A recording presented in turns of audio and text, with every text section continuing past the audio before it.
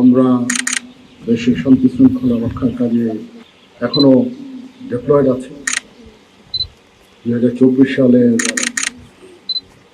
20শে জুলাই থেকে আমরা এই কাজ করে যাচ্ছি, এখনো আছি। এখনো 16-17 হাজার সারা বাংলাদেশের 62টা জেলায় আছে। তো আমরা অনেক সৈনিক আমরা উইথড্র করেছি, বাট এখনো সম্পূর্ণ উইথড্র হয়নি।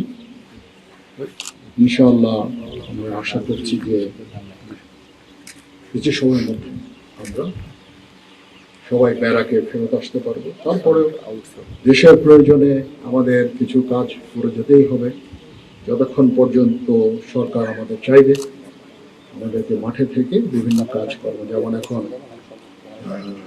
ফিউল ডিপোগুলোতে আমাদের ডিপ্লয়মেন্ট আছে। তো এরকম টাইম টু টাইম বিভিন্ন কাজে আমাদের হয়তো সরকারকে সহায়তা করতে হবে। তারপরেও মোটা দাগে আমাদের যে প্রধান কাজ, ক্যান্টনমেন্টে ফেরত এসে প্রশিক্ষণ করা, যুদ্ধের জন্য প্রস্তুতি, আমাদের নিজস্ব যেই পদ্ধতি আছে, নিজস্ব ওয়ে আছে, সেগুলোতে আস্তে আস্তে আমাদের শুরু করতে হবে কাজগুলো। ওই জন্য ফায়ারিং অত্যন্ত গুরুত্বপূর্ণ। আমরা এতদিন ফায়ারিং সেভাবে করতে পারিনি, এখন ফায়ারিং কম্পিটিশন হলো। আমি যে রেজাল্ট আমি দেখলাম, ফায়ারারদের যে দক্ষতা দেখলাম, আমি অত্যন্ত আশান্বিত যে এতদিন ফিল্ডে থাকার পরেও আমাদের ফায়ারিং সক্ষমতা কমেনি। এটা একটা ভালো লক্ষণ।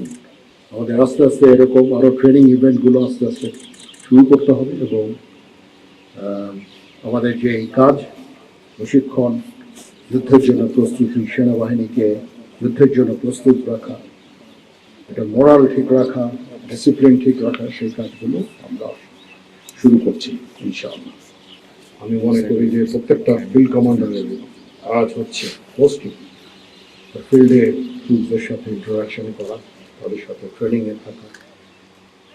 তাহলে ট্রেনিংয়ের মান অনেক উন্নতি হবে, ট্রুপসের মরাল বৃদ্ধি পাবে।